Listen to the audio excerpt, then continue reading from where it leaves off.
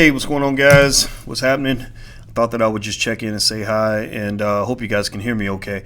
What's up on Instagram? My Instagram is the real Boyce Watkins, and I was sitting here and I was working through some stuff, and really going through a lot of investment analysis and looking through stocks and stock options, stuff like that, which I really encourage you to do. Like, I encourage you. If you Joe Biden said if you don't vote Democrat, you ain't black or whatever. Well, I say that if you ain't planning for your future, then you ain't black. If you ain't taking care of your family, then you ain't black. If you ain't handling your business, then you ain't black. So handle your business, man. Handle your business because the world done lost its motherfucking mind. I mean, there's so much chaos going on in the world. Things are being burned down, busted up, torn apart. White folks are fighting like crazy. I mean, right now, white people are in like a civil war, like a legit civil war.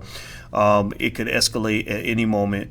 All it takes is for one person to decide to do something real crazy. Kill some cops. Actually, cops have been shot, if I'm not mistaken. I think a cop was shot in the head, or a suicide bomber or something like that. And I'm just going to tell you straight up, man, back up, because I think it's going to get real very soon, because what you are is you're in the middle of an age-old battle, something that happened long before black folks became even a topic of conversation, and I think that you're just dealing with something where there's going to be even more chaos and destruction after a while. And this country's been on its last legs for a minute. This country, it showed during the coronavirus situation that it didn't know how to handle a state of emergency. It says you're pretty much on your own.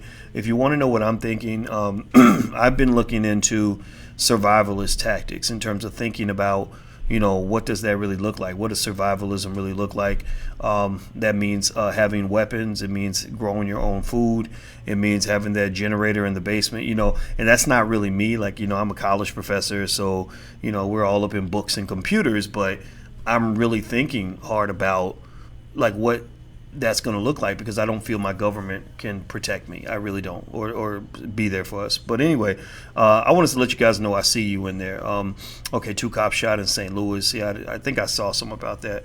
Survivalist lifestyle, Director Shadow. Yeah, I agree with you.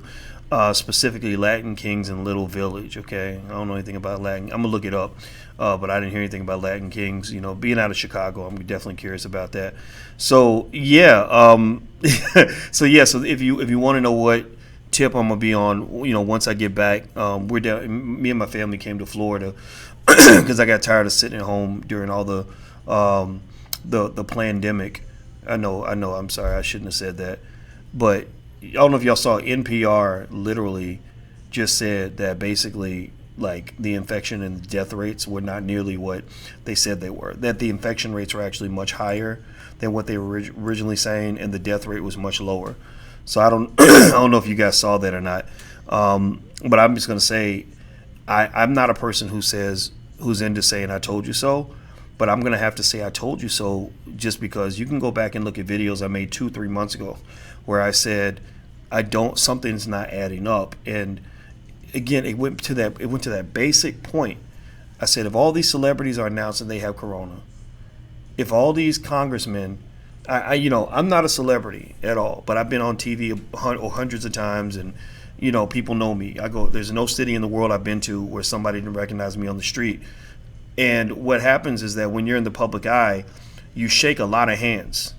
You hug a lot of people. You're in a lot of people's space. So here was my logic. This is me. I'm a mathematician, so I'm adding 2. 2 plus 2 is always going to be 4 to me. It's not ever going to be 7, even if the Democratic Party says it is or the Republican Party says it's 14. I don't think that way. So I said, okay, if this virus really is as infectious and as deadly as people say, then we should have at least a couple of A-list celebrities dead this week. Congress people are old. They are celebrities. They all shake lots of hands. Well, not celebrities, but they're public figures, so they shake a lot of hands. So some of these old-ass senators, congressmen, etc., Mitch McConnell, one of these old motherfuckers is going to be dead. Some Trump, Pence, one of them are going to die. Right? It has to. Like the odds of one of them not dying are like 1 in a billion. So I just sat back and I watched, and I said, ain't nobody dying. I said, this ain't what they say it is. It's not saying nobody's dying, but they were inflating the numbers. It was propaganda. And now when you see what's happening with the whole riot situation, shit's starting to come together. This is these things are all connected in more ways than you can imagine. First of all, it's connected just from the fundamental fact that when you have economic despair or a pandemic, you're going to have civil unrest because inequality starts to be created due to the fact that you have an acceleration of the gap between the rich and the poor, right? So that, because if you look at this pandemic scenario, you had some people that were making big money. Jeff Bezos is $20 billion richer. You had a lot of people that were screwed, lost their damn job, homeless, getting evicted, all this, right? So that creates unrest, right? So then you have this trigger, which is the death of George Floyd, which didn't just sort of naturally spark, like it was already volatile because you have people frustrated from the pandemic scenario, but then you have the kerosene being thrown onto the fire, which is these leftist extremist groups, Antifa and the Democratic Socialists and the Communist Party. And I've seen that. I've been in their space. They've been ready. They've been ready. Anonymous, been ready.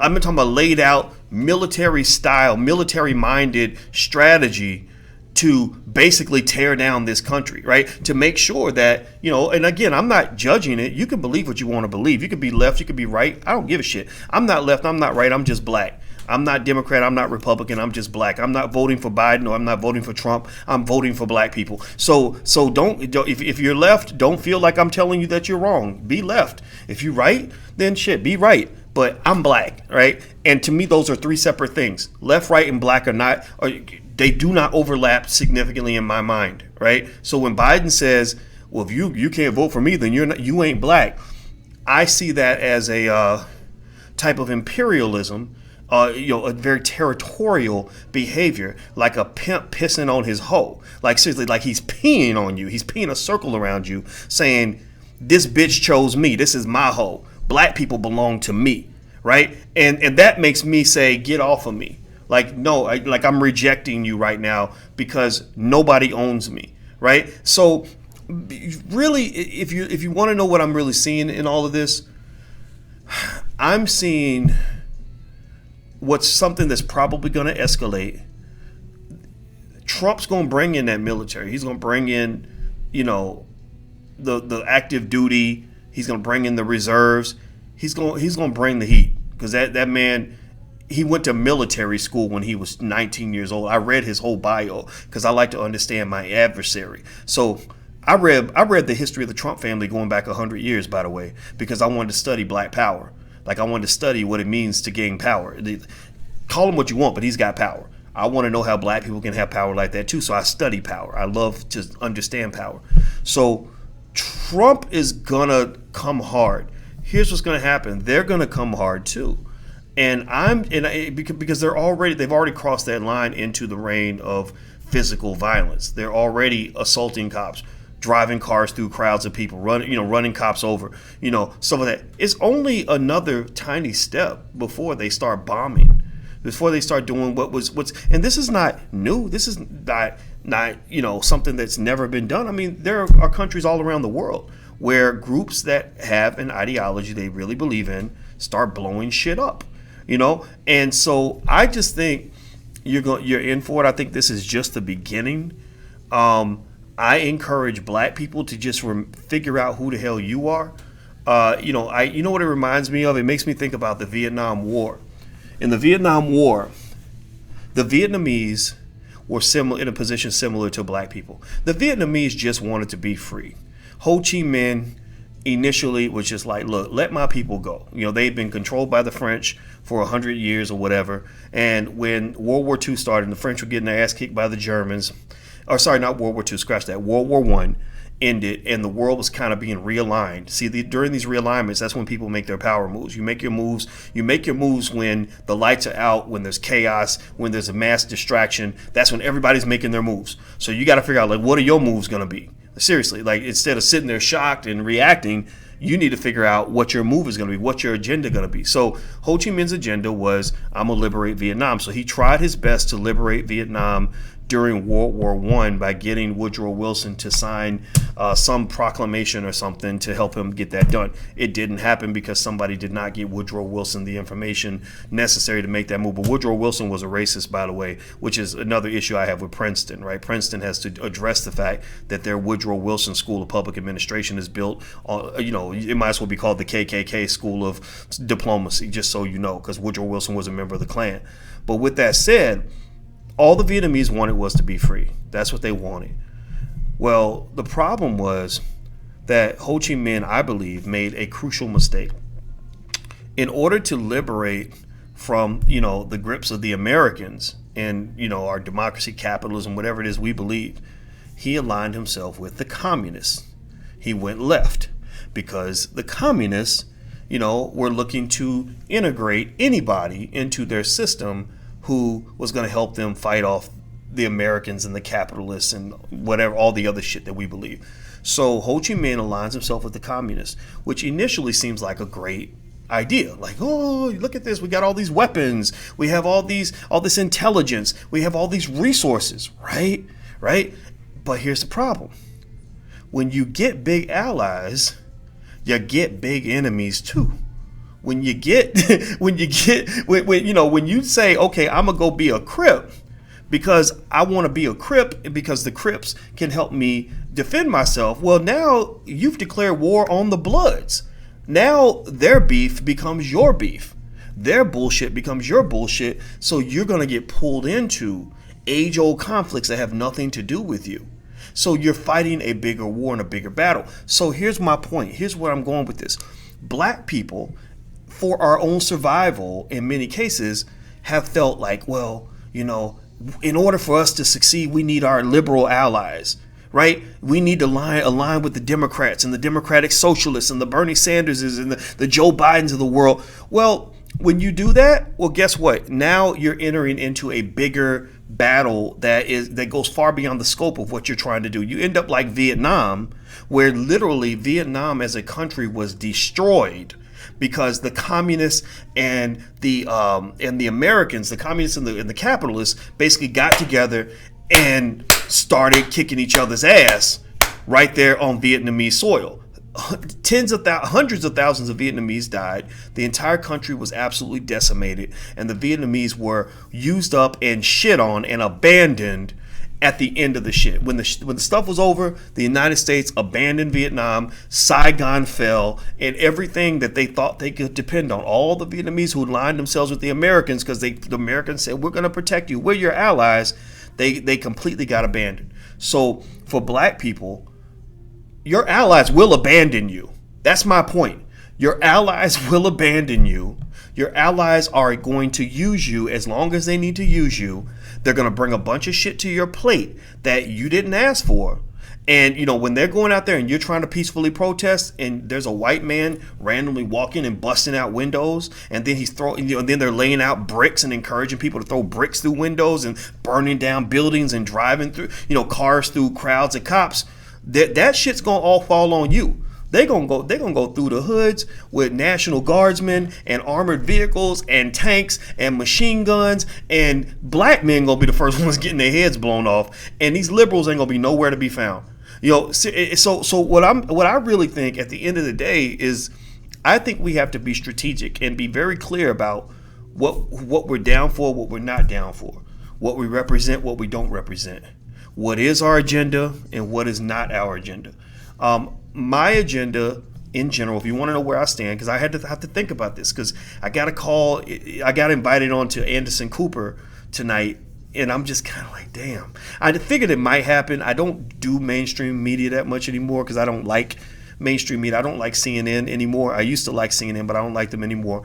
I like them even less now than I did when they banned me for a year back in 2008 because I said something about Bill O'Reilly that they didn't like, because those white folks all stick together, by the way. At the end of the day, it's like we will abandon we'll throw the Negro out to dry or whatever, which is fine. I don't care.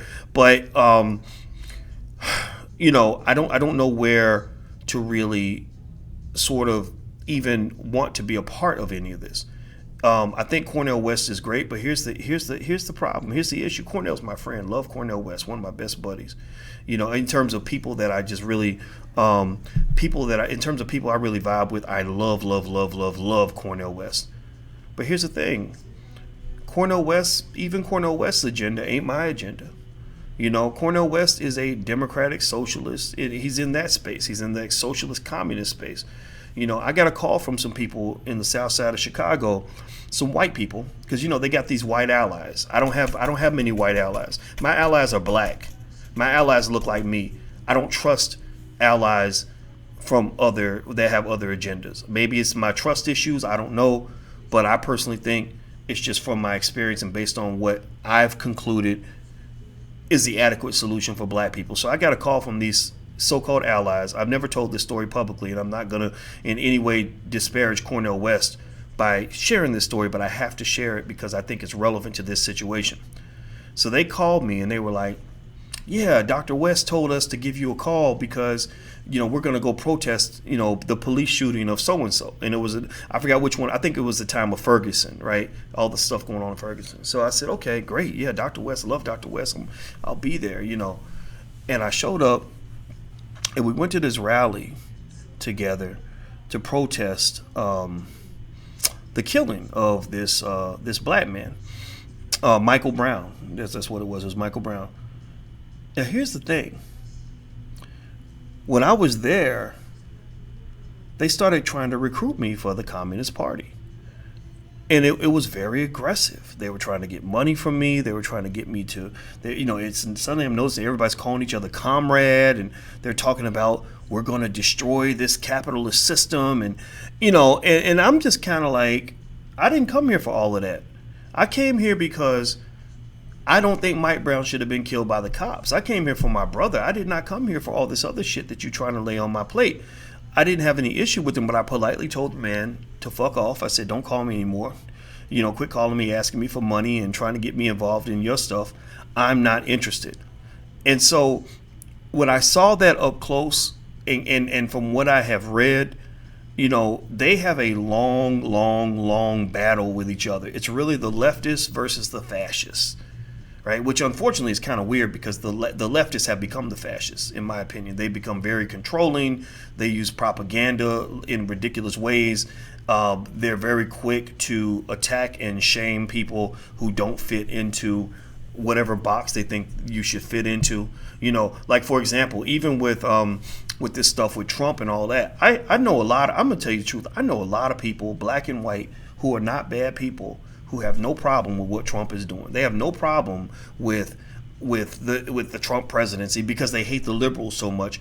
And the reason that they tell me the truth about what they think is because I'm not going to call you a racist, a sexist, a homophobe, or a coon because you're not a Democrat. I don't do that. I'm not a person who does that. So I just listen. I say, well, what's on your mind? Like, what makes you think that, right? So it might be somebody who says, you know, I'm a Christian and I don't believe in abortion, so I'm never going to vote for the Democrats because I just don't believe that. And I'm like, okay, that's cool. You know, and the dumb motherfuckers are the ones who think that because you listen to that, oh, you're a Trump supporter. Well, you know, if you think like that, then fuck you and the horse you rode in on, because your dumb ass is as much a Klansman as any white man who ever tried to control black people in his life. Black people have a right to be free. That's what you're fighting for, man. Keep it simple. You're fighting for freedom. You're not fighting to be a Democrat. You're not fighting to be a Republican. You're fighting to be free. And you're fighting also, I encourage you to fight for your sovereignty. Sovereignty means that when somebody comes through and says, well, if you don't vote for me, then you ain't black. First thing you need to do is give him both middle fingers and say, I will make the decision as to where I put my vote, and it might change based on the weather. I might be a Trumper in the next election if he comes up with something that I like. I might be a Biden guy in the next election. I might be independent, or I might just sit on the sidelines and withhold my vote until somebody earns my vote. That to me is power. That's power. You know, when you let people punk you into following their agenda just because they told you or whatever, just because that's where the crowd is going, I can't respect that. That's not something that I believe in. I believe that black people need the strong ones to take the lead. The sheep, fine. The sheep can go line up for slaughter, do whatever somebody else tells them to do. We need the talented 10th who are not afraid of truth, wherever it lies, to stand up and just say, no, I'm not doing that. I'm not doing that. You know, it's like when women declare the right to decide what happens with their bodies. You know, like one guy says, well, you need to have sex with me. And the other guy says, no, that's my woman. I'm a fucker. Well, she should stop and say, no, I'm going to have sex with whoever I want to sleep with. And neither one of y'all get to make that decision. I'm going to make that decision. You're not going to pressure me into making a decision that I don't want to make. And I think black people need to stop letting other people make those decisions for us, because here's what's happening. At the end of the day, everybody promises to make love to you. And at the end of the day, you end up fucked, but not in a good way. You end up getting raped.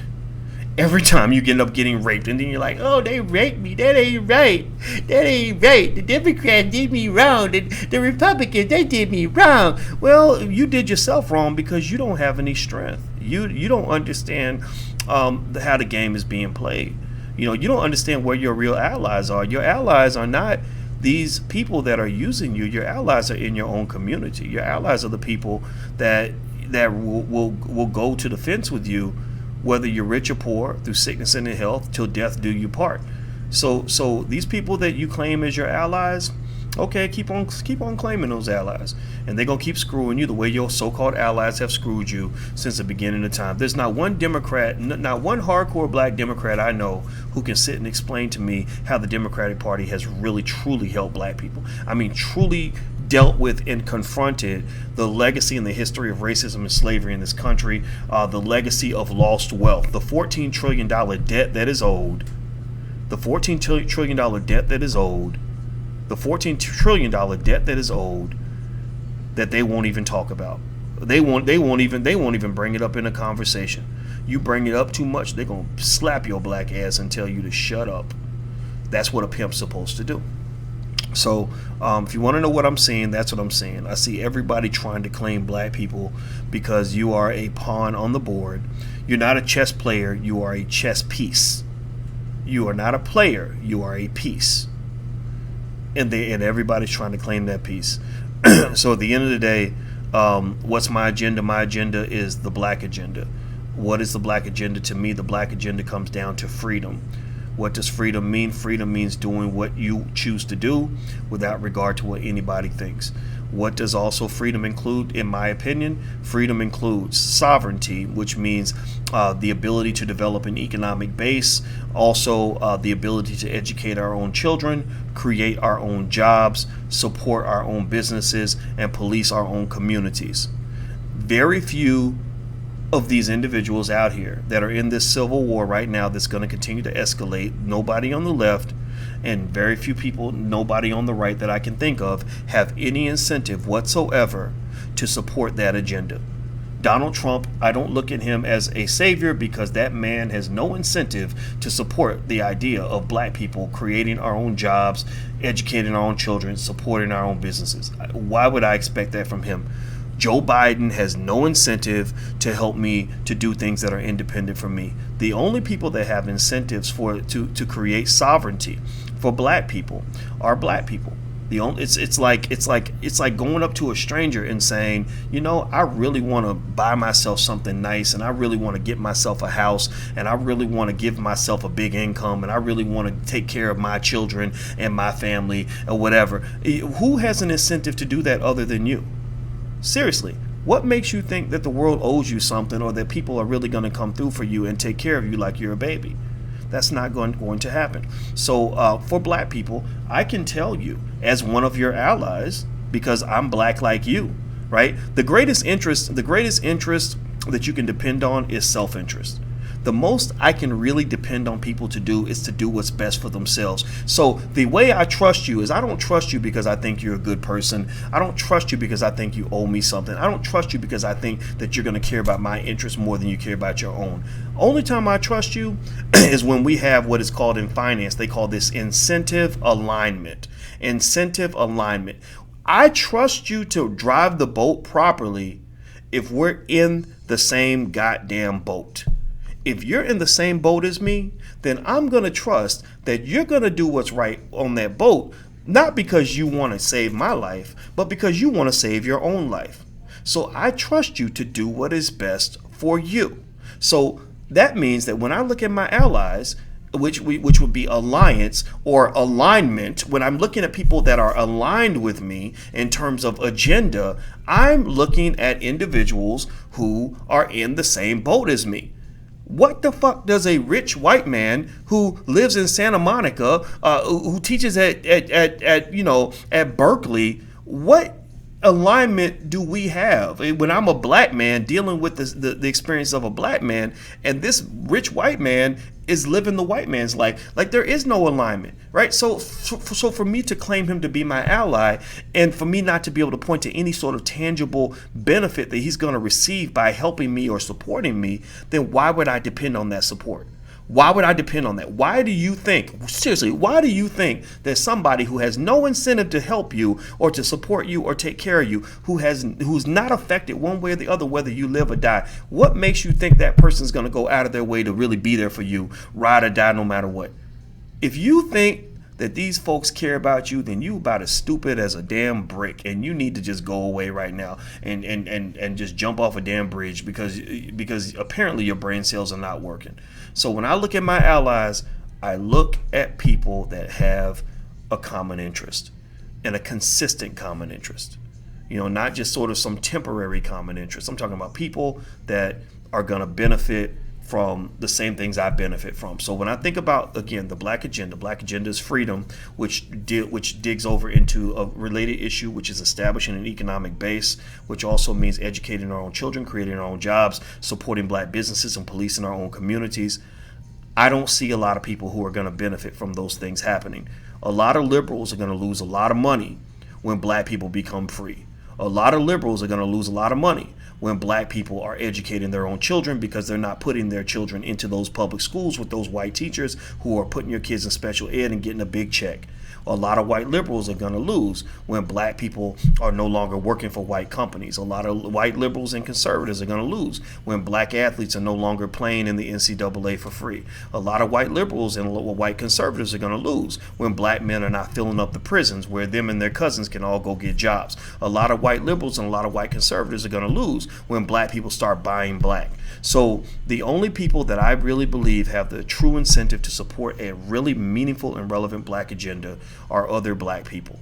So if you're with me on this, please say something in the chat so I know I'm not alone, so that we know we're on the same page. And I hope that these ideas help you in your journey in achieving what I want you to achieve, which is understanding. And understanding is not something I can give you. It is not something I'm going to place upon you. It is something that I hope that you will achieve for yourself in a way that is satisfactory to you, because at the end of the day, all you really got is you. All we really have is us. And that's what I believe. And maybe it's the wrong philosophy. I don't know. Maybe having white allies is really the best way to go. But I've never seen any evidence in my life that has proven to me that would be the case. So anyway, guys, thank you for hearing me out. I appreciate that. I'll let you know if I decide to do the CNN thing. I'm really mixed on it. I don't know if I want to deal with those people or not. I don't hate them or anything. I just really don't know. I don't feel good about it, honestly, so I'll probably end up telling them no. I gotta think about it though, but let me go get a nap. Maybe once I wake up I'll have another perspective. So anyway, guys, have a good day. Hit the thumbs up button, and if you want to follow me on Instagram, my Instagram is The Real Boyce Watkins. So take care, guys. Love you. Thanks for listening once again. I'll talk to you later. Peace.